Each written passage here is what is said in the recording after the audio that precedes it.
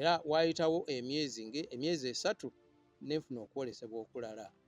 Mu kwolesebwa kuno nesanga ndi Mecca, ekibuga kye bayita Mecca abasiraamu gye balamaga, ekibuga ekitukuvu eky'Obuyisiraamu. Mecca. Mecca waliyo omuzikiti. Mecca si gye bakolera hijja? Hijja. Mecca waliyo omuzikiti gwa square bwe guti. Baguyita Masjid al-Haram. Masjid al-Haram. Masjid kitegeeza ekifo mwe bavunamira, mwe basinziza. Kati na wano bw'ovunama ebeera masjid. Masjid gwe muzikiti. So kaakati ngambye kigazi kiri built mu square form. Naye mu makkati ga compound y'omuzikiti ogwo mulimu akazimbe akalala kaliga box. Bakayita Kaaba. Akati Kaaba eyo Obusiraamu bulina kye bubuwandiikako, naye ate nze kye bandaga kirala. Sooka otugamba eddiini yeewandiikako ki? Eddiini ebya Busiraamu biwanvu, naye kale kanjogereko kino. Obusiraamu bugamba nti waliwo ekifo kye bayita paradise. Paradise kyeki mu Luganda? Kubanga ebintu bino mbisoma mu Luzungu. Paradise batugamba ggulu. Kaakati Adamu ne Eva baali mu ggulu. Bwe baayonoona Allah n'abakasuka okuva mu ggulu. Baalandinga Mecca. Kaakati Mecca kitegeeza we waali Garden of Eden. Era we baafa we baaziikibwa. Kati ne kibanga kyali kifo kitukuvu okuva ku ntandikwa yaki y'ensi. Kaakati olw'okwonoona okwaliwo abantu ekifo ekyo kyazika, nga bw'aga nti kyazika kibanga tekyajjukirwa. Naye ate kati ebbanga nga litambuddeko ne balonda, Mukama n'alonda Ibulayimu jjajja w'Abakkiriza. Jjukira nti Ibulayimu yali mu bitundu by'e Yerusaalemi eri mu Isirayiri. Kati yazaala n'omuzaana we basitoola ogimanyi, Agali Bahajja. Bw'azaala omwana gwe bayita Isimayiri oba Ishimayiri. Kiseera kyatuuka Saara naye ng'azadde mutabani we omusuubize Isaaka. Saara n'agoba Hajara. N'agamba kati Ibulayimu kubanga oli ye yali mwana we asooka omubereberye Isimayiri, teyagala amugobe, naye Allah oba Mukama n'agamba Ibulayimu nti tofaayo, oyo omwana mugobe, omwana ow'ekisuubize ye Isaaka mwana wa Saara. So kaakati ebintu ebyo mu Bayibuli mwebiri naye Obusiraamu bukyusaamu. Kubanga Bayibuli egamba nti Hajara yagenda n'abundabundira eyo mu ddungu mu bitundu bya Beersheba. Beersheba kiringa mayiro 15 okuva e Yerusaalemi. Era bagamba nti yamala n'atambula n'agenda mu ddungu lya Parani. Kati Parani kiri mu Sinai Peninsula wano e Misiri. Era ne bagamba nti Bayibuli egamba nti maama we n'amuwasiza omukazi Omumisiri. Naye ate Obusiraamu bugamba nti Ibulayimu yagoba Saara. Saara yaddukira Mecca. Naye nga ebyo bintu bye tugenda okugonjoola abantu bamanye amazima. Nti yaddukira Mecca. Wano tuli mu bye basomesa. Yaddukira Mecca n'omwana we Isimayiri, era Kaaba yali yazika ne baddamu ne bagizimba buto. Ibulayimu n'ani ne mutabani we. Bagamba nti Ibulayimu yatolokanga eri ku Saara. Najja eno mu bwenzi n'ayenda ne muzaana waani muzaana we Hajara, era ne mutabani we oyo Isimayiri ne bazimba Kaaba. Kaaba eyo naye nga ebintu ebibuzaabuza ebiri mu ddiini gye twagala kati okulongoosa abantu bategeere amazima galiwa. So kaakati mu kwolesebwa kwange kuli nali omu ku bantu abaali bagenze okulamaga Mecca. Tuba tuli awo nga tulinda imaamu. Si asaazisa. Imaamu yabasaazisa. Ate olinda ajja akole ki? Bwe yajja na kipya. Agamba mumanye ekiriwo nti agulumizibwa ye Yesu Kristo. Mu kirooto. Mukwolesebwa. nti agulumizibwa Yesu Kristo, era okumanya nti yali oda ya Katonda, tewali yanyega nti oba abuuza kibuuzo oba awakana, wabula nalaba buli omu ng'akuba mu ngalo nga basinza Yesu omwana wa Maryamu. Yesu si Isa, wabula Yesu omwana wa Maryamu. Emeka ng'Abasiraamu bakuba mu ngalo nga basinza batendereza Yesu omwana wa Maryamu. Emeka. Kakati ekyo nenkigatta ku kiri ekyasooka. Nga Mukama agamba nti buli kye bamusaba kyakwasibwa Yesu. So kakati kino kyongera okukakasa nti ddala Yesu yagulumizibwa. Naye kitegeeza ki? Omuntu bw'owulira ebintu bino oyinza okulowooza omusajja ayogera, musajja agudde eddalu okusinziira ku Obuyisiraamu kye busomesa. Kimbadde ngenda okubuuza nti naye kapiteeni, tuli bulungi? Tuli bulungi. Bwe kyokola bino tobiwulirangako. Wabula ojja kubiwulira gwe tega kutu. Sooka oveemu bye baakusomesa, ensi bye yakuwa. Osooka owulirize, sigamba nti twala ebyange. Naye bifumiitirizeeko. Weebuuze. Okukkiriza kye ki? In fact twabuuse n'ekigambo kumanya. Mukama agamba nti abantu bazikira lwa kubula kumanya. Naye okumanya kye ki?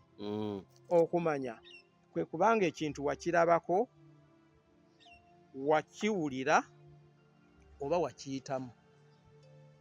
Okuyita mu kintu nakwo kukuwa okumanya. Experience. Omukazi bw'akugamba nti nze mmanyi obulumi obuli mu kuzaala, aba teyalaba, teyawulira, wabula yakola ki? Yakiyitamu. So akimanyi. Oli bwambuuza nti Samike omumanyi? Mugamba mulaba naye simumanyi nnyo. Okumanya kirina kiri deep. So kakati twagala kumanya.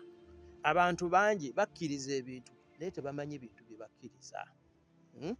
Kati kale tunuulira keesi eno ey'Obuyisiraamu. Basinziza mu Luwarabu. Naye Abasiraamu okwetooloola ensi, Abasiraamu 80 ku 100 tebamanyi lulimi Luwarabu. Kati osinza otya mu lulimi lw'otamanyi? Okusinza okutuufu osinziza mu mutima. Kati osinziza otya mu mutima gwo mu lulimi lw'otamanyi, lw'otategeera? Yo question emu. Era Katonda yatonda abantu bonna ku nsi n'abawa ennimi zino ze boogera, asalawo atya nti ye anaawulira lulimi lumu.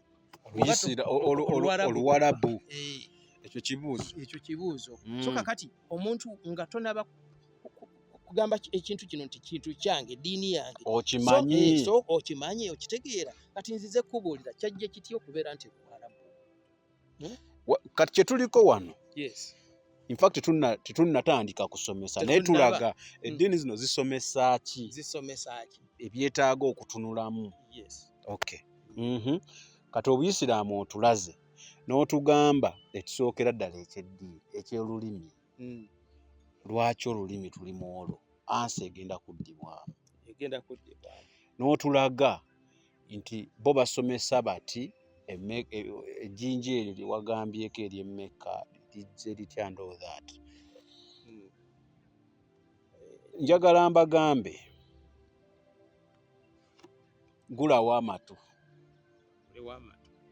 owulirize kyotategedde comments weeziribuuza, but try as much as possible okubeera open minded. Lwansonga wabe namu nekiri nti ino kino kyaffe ogenda kutegeera. Bw'oba wajjula kitegeeza oba tokyasobola kuyingiza kirala. Ojja kgenda n'ekyo. Naye ng'ate Mukama si kyayagala. Mukama ayagala buli omu ali ku nsi amanye amazima, amusinze era amugoberere okusinziira ku mazima. Okay. Kati twagala tutunuulira ebyo bye tugenda oba tutunulamu nga obadde otemaatema ku Bayisiraamu. Ebirala ebyo then tutunuleko ne ku zino endala bayinza okugamba tuli ku kino kyokka. Naye kye twagala kati okukola okulaga nti tubadde tulaga nti waliwo wali questions ennyingi yes ze tugenda okuba nga tuddamu era obadde ozitulaga mu Buyisiraamu wano. Continue. Okay, kakati mbadde ndaga lugendo lwange olw'okutumibwa. Obubaka obwasookera ddala Mukama yasooka kundaga kikyantuma naki kye nnina okukozesa. Obubaka obwasookera ddala bwali bwa Bayisiraamu. Yes. Kati nja kutuuka ku Abakatuliki gye buddako awo, aba Seventh Day gye buddako, na bano abalokole, kubanga abalokole yo si ddiini. Abalokole si ddiini, wabula tulina ekkanisa ez'abalokole nnyingi. Ezo nazo Mukama andaga nti oyo omunene oyo gw'olaba ali bw'ati ne bw'ati. Kuliko question mark. Bano bonna era ekitabo ndina kiramba. Naye kati kansooke nzire ku Buyisiraamu. Omusiraamu ali eyo awuliriza. First of all, Obuyisiraamu, eddiini y'Obuyisiraamu, Abayisiraamu 98 ku 100. Obuyisiraamu bulimu categories 2. Ebiwayi bibiri, category ebiwayi. Ekiwayi ekisooka bakiyita sharia. Si sharia law, just sharia. Ekiwayi ekyokubiri bakiyita hikima, wisdom. Hikima kitegeeza wisdom. Kati sharia kitegeeza mateeka, ate hikima kitegeeza wisdom. Kakati Abasiraamu 98 ku 100 bali mu sharia, amateeka. Ono wa sharia takkirizibwa kumanya wisdom. Kiri ky'abantu abagenda mu schools of Islamic jurisprudence ng'e Misiri, ng'e Baghdad, ne basoma. Kakati bamala okusoma ne babakubisa ebirayiro nti kyoyize wano togeza n'okola ki? N'okifulumya. Ne babasuubiza obugagga, ne bakola ki? Naye nga ono omuntu Omusiraamu wa bulijjo talina kumanya mazima, wabula alina kugoberera mateeka ag'Obuyisiraamu. Kyova olaba buli Musiraamu gw'onoosanga wano ajja kugamba Obusiraamu bugaana kino, bukkiriza kino, haraamu, halal. Haraamu kino kiri haraamu, tekikkirizibwa, just mateeka. Naye nga tebakuwa nsonga lwaki. Bagamba Allah yalagira. Lwaki babasomesa in the first place? Bali boogambye oba tebaagala bintu bino bimanyike, lwaki in the first place babasomesa? Kakati kaliti yonna wabaayo ababeera ku mwanjo, abalina okumanya ekintu kino kukitwala mu maaso, kubanga eri mu hikima mulimu propaganda, Islamic propaganda. Wali wakanyeko n'Omusiraamu tosobola kumuwangula. Tosobola? Afadhali aleetawo ekintu kyonna naye nga awulira nti akoze eki? Awangudde. Mulimu propaganda, mulimu okulimba, mulimu okwagala eddiini yo, mulimu okukola ki? Ebyo byonna byebiri eri. Ffe 98 wano. Naye nga empeera weeri y'amaanyi. Okusirika. Mu kusirikira okwo anti kwefiiriza gwe okumanya ekituufu naye nga tosobola kukifulumya, okiyita kyangu. Sadaaka eba nnene. So kaakati bano Abasiraamu bano 98% tuli mu sharia era tebamanyi. They don't know anything. Tumanyi mateeka. Kati nja kuwa example. Wawulirako ekigambo Allahu Akbar? Mbawulira. Allahu Akbar kitegeeza ki? Wano oyita Abasiraamu 10 bawandiika ekigambo Allahu Akbar, okujjako nga basoose kuwulira. Bonna bajja kuwandiika kifu, tebamanyi na makulu gaakyo. Leka naawe nkubuulira amazima. Yita wano Omusiraamu omubuuze nti Allahu Akbar kitegeeza ki? Ajja kugamba Katonda mukulu, God is great. Yes, that's the most obvious, but it's not the case. It's very far from that. What does it is Allahu Akbar kitegeeza ki? Katonda waffe yasinga. Now that is very different from God is great. God is great. Allahu, our God, is greater. So that alone presupposes the existence of other gods.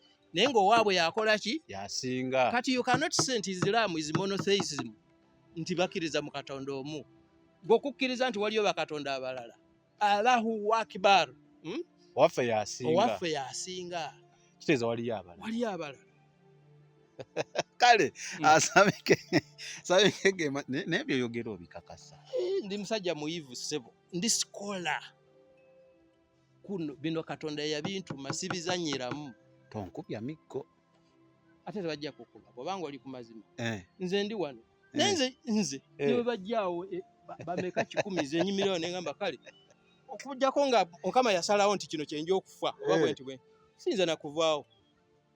Kale asabike ge Manya gange tuli ne Captain Jonathan mu Luganda yange bamuyita Yonasani. Mu Luganda ya Yonasani atugezaako okutema omusingi ogw'enjigiriza ekigero bantu yigiriza mu episodes ezenjawulo. So right now tetufokasinze ku kino oba kino netukulaga mu zino episodes tugenda batutunuulira biki. So to diving into the teaching otegedde omulamwa gwe tugenda oba tutambulirako bulungi. Nabagambye ebibuuzo byonna biteekewo bijja kuddibwamu. But I always say owulira gwe ng'ogenda kuvuma kutyoboola kuwemula kujerega comment yo sigyetaaga because njala twewa ekitiibwa nga tuli ku mukutu guno. Nabagambye Dani Kyaze yali ku kamera okulanga buli kimu tukifuna mukifuna nga mukina okukifuna era nga natero bagamba era wenja okuddamu mbagambe nti Unique Media tusoma busomi gwamanyi buli kimu nga buli kimu wakiyiga toyina kibuuzo kyonna ensi eno yonna wagimalayo obimanyi. Unsubscribe ogende gwe sikwetaaga njagala abalina mutima guyayanira kuyiga. Kale wadde okyalina kyonnyonnyola ogambye kakati nzijjayoko ebyokulabirako abantu bye bakola nga tebabitegedde. Kakati mukaba eri gye ŋŋambye waliyo ejjinja baalizimbira mu kisenge mu kisenge kya Kabba era abasiraamu bana bonna abagenda bahajati balwana nnyo okugenda okunywegera ejjinja eryo. Kunywegera kwe kukiisinga ebiseera biri nga tebanaba kuteekawo measures baali beerinnya mu kituyita stampede abantu okulinnyagana n'owulira nti 100 baafudde olw'okuba abantu baba bangi nnyo. Kakati naye bw'obuuza haji ali wano n'omubuuza nti lwaki munywegera ejjinja eryo ajja kuwa ansa emu yokka nti ne nabbi swala waswalama yali kiisinga jajja okuwa anti babagamba bakole buli Muhammad kyeyakola nabo bakikole naye nga tebamanyi nsonga lwaki. Kwa Muhammad ye nabbi waabwe oba yaliyo ekyo nakyo tujja kitegeera naye kale katutunulire ejjinja eryo ebyafaayo bigamba bw'obuuza kalenda y'Obuyisiraamu obadde okimanyi etandika ddi? Gwa ŋŋamba kalenda y'Obuyisiraamu etandika mwaka 622 mu myaka gino ne bayita common era. Kitegeeza before teyaliyo kalenda y'Obuyisiraamu etandika Obuyisiraamu butandika 622 anti ŋŋamba kitegeeza before 622 tebwaliwo. Kakati waliwo okubuzaabuza omanyi bw'oba oyagala okukontrolinga omuntu oleetawo bintu bibuzaabuza kubanga Obuyisiraamu bugamba nti Obuyisiraamu y'eddiini eyasooka nti Adamu yali Muyisiraamu, Musa, Ibulayimu era bannabbi bali 25 abakulu ab'Obuyisiraamu bonna be bannabbi ba Bayibuli. Ffe betumanyi nti baali Bayudaaya era nga baddiini ya Kiyudaaya oba oliawo n'Abakristaayo bakola ki naye ate be b'Obuyisiraamu. So ate bakugamba Obuyisiraamu bwatandikirawo ku beginning naye ate ebikolwa byonna biraga nti bwatandise wano juzi wano myaka 600 nga Yesu amaze okugenda. Naye kakati lwaki 22 twaligambye nti Nabbi Muhammad we yatandika okufuna obubaka obwa Qur'an okuva nga malayika Jibril abuleeta mu mwaka 610 nze ndowooza nti kalenda we yalitandikidde 610 naye ate kalenda etandika 622. Bw'obuuza omusiraamu ajja kugamba nti ogwo gwe mwaka Nabbi bwe yaviiramu e Mecca okugenda e Madiina. Naye ekyo kikulu nnyo eri eddiini nedda ekyo si kikulu. Kati amazima kyeki? Amazima gali nti omwaka ogwo bino byafaayo kitegeeza ebiwandiike ebiriko n'obukakafu gwe mwaka Abawarabu bwe bafuna independence. Omwaka gwa independence ogwa Uganda mwaka ki? 1962. Yes. Kati ogw'Abawarabu. Era buli wempita wali wansi wa Sheraton awo. Waliwo ekyo bakiyita batya? Monument. Kyazza kingambye monument. Weeri awo. Waliwo ejjinja nga baasimamu busimi omwaka Independence Day yaki? Ya Uganda. Olunaku olwo olukulu nnyo. Eri Uganda. Kakati Independence Day y'Abawarabu okuva mu bufuzi bw'amatwale bw'Abaroma bwaliwo mwaka 622. Era ne babawa monument ng'esigiddwa mu jjinja. Ejjinja eryo lye riri mu Kabba. Kakati balyagala nnyo ejjinja eryo kubanga nga ekijjukizo omwaka gwe bafunirako independence. Kyova olaba oli akikiisinga bajjukira olunaku olwo. Naye gw'ova wano anoonya Katonda n'ogenda okiisinga monument ya independence ey'Abawarabu. Tolaba okubula okumanya okwo si kuzikirira kwennyini. Captain, saagala palapase. Abasajja n'abakyala ejjinja eryo monument Independence Monument ng'eri wano ku Sheraton eyaffe. Exactly, eya October 9, 1962. Eri 622 era kalenda y'Obuyisiraamu etandika. Mukama. Ye Independence Day yaki y'Abawarabu. So kakati abantu balemeddwa okwawula eggwanga ly'Abawarabu n'Obuyisiraamu. Kakati kubanga mpulira mbu inasooka genda eyo okufuna ekitiibwa ekya Hajji. Era ne kuli kuwagambye before nga tebanateekawo measures olw'abantu abangi abayaayaana beerinnyanga ne wuwulira nti ate nga bino era bibaawo olaba neno waafiirangayo era abantu Namugongo nga bagenza ogira ki abantu baba abangi n'okwagala sometimes kati baba bakiisinga monument. Kakati monument eyo mpandiikeko. Kakati bano tebayinza na kulaba.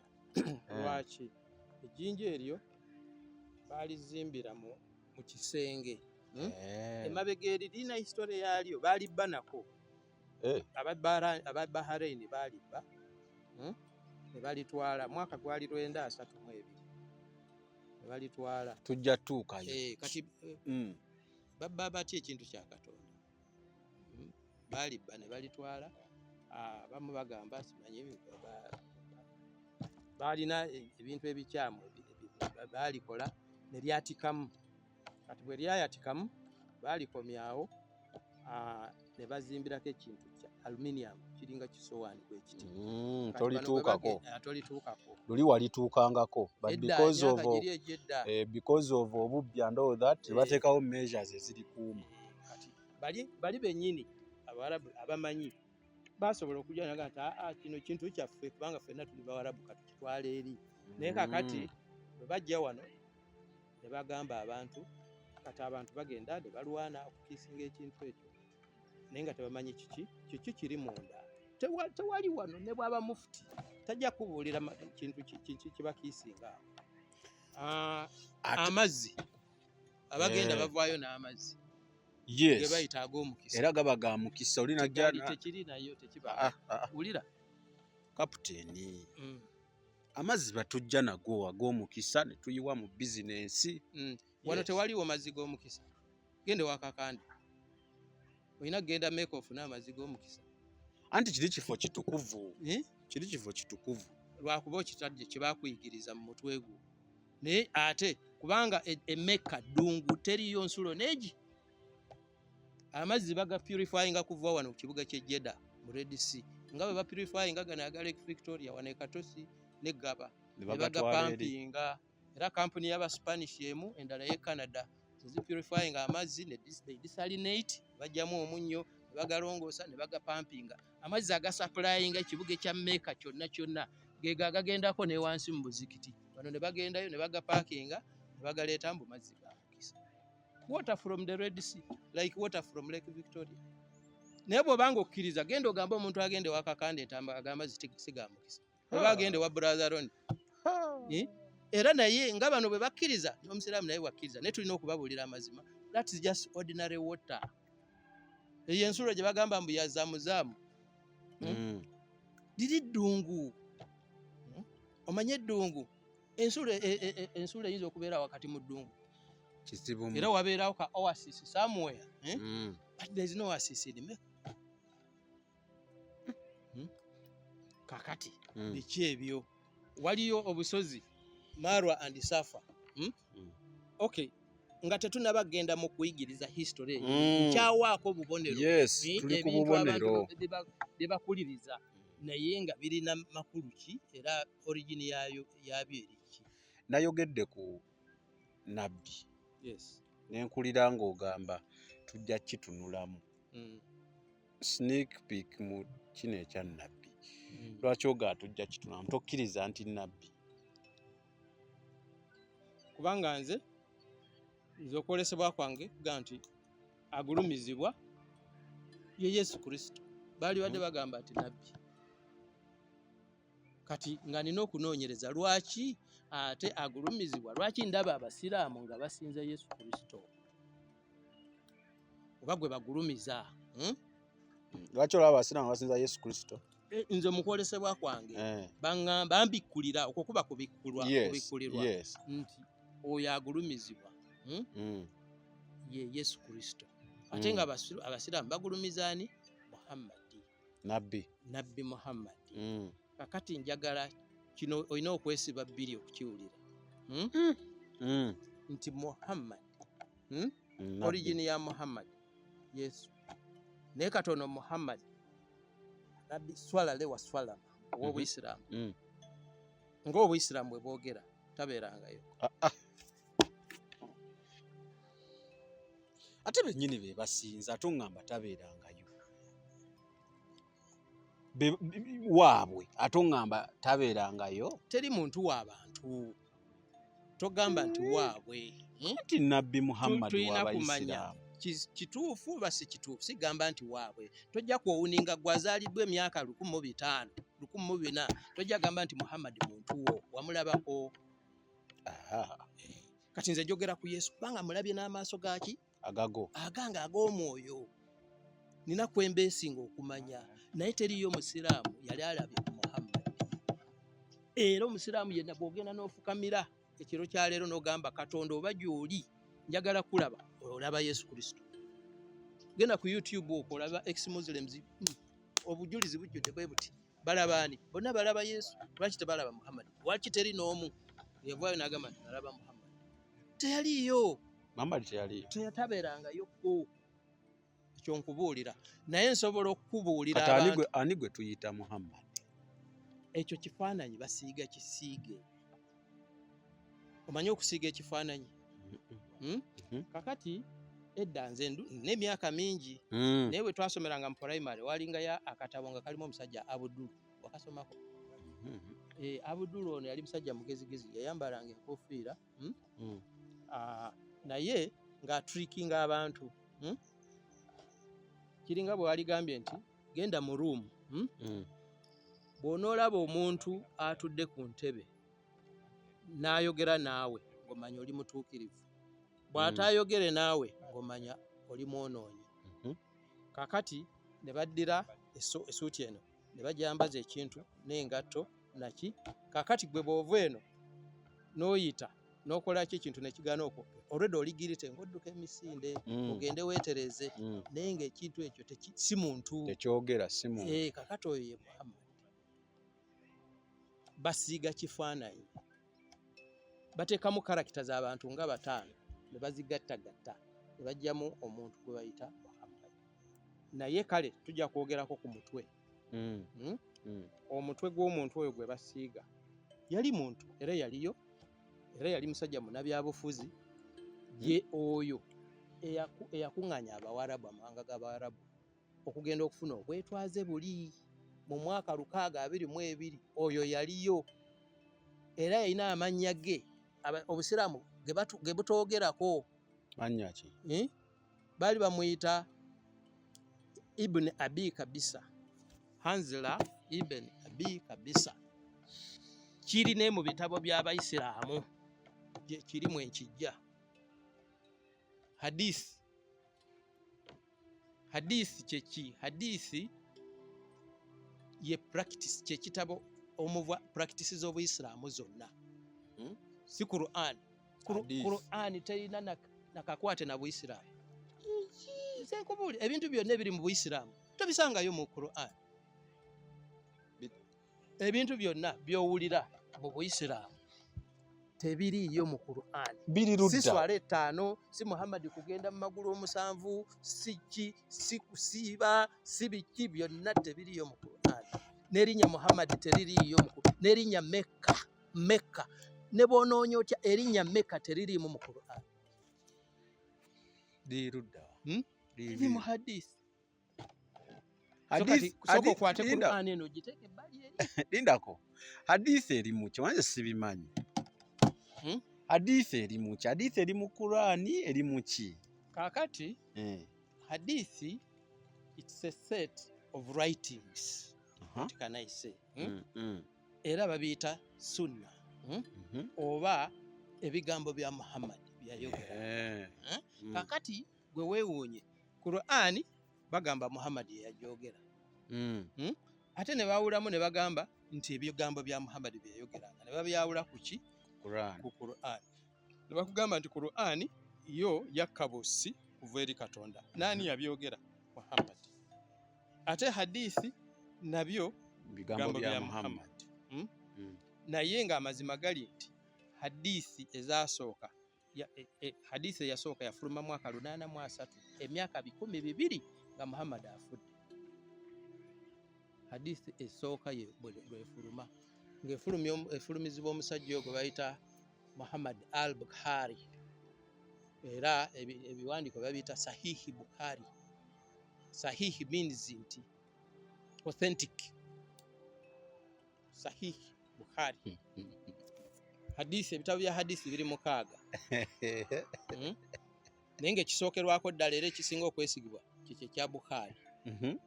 Kakati Sahihi Bukhari ayina nayo ekitabo kyayita Revelation, okubikkulirwa. Naye Abasiraamu tebabikkulirwa ne bw'okola otya. Kubanga ekintu kiri very very clear. Kati Sahihi al-Bukhari, book 1 Revelation, hadisi ey'omukaaga ebikkula who Muhammad was. Who was Muhammad? Ibn Kabisa. Ye Muhammad. Naye obuuza wano Musiraamu, Abasiraamu 99 ku 10 tebakiwuliranga nako. Naye ndete hadisi wano oba Omusiraamu awulireyo, genda mu Sahihi al-Bukhari book 1 Revelation hadith number 6 ekugamba Heraclius, the emperor of the Byzantine Empire, yayita olukiiko Yerusalem, n'ayita abasajja Abawarabu n'abagamba ani ono omusajja abakulembera nti yono Ibn Abi Kabisa. N'abuuza nti lwaki mpulira byeyita prophet nti omusajja bamuyita Abu Sufyan. Ya narratinga nti ze bambuuza ne bampita, kabaka nampita nambuuza era nenyonyola bye nali magi kwaki ku Ibn Abi Kabisa, bateeka mu bracket nti ye Nabbi swala alaihi wasallam. So olwo tubikkulirwa Muhammad yani.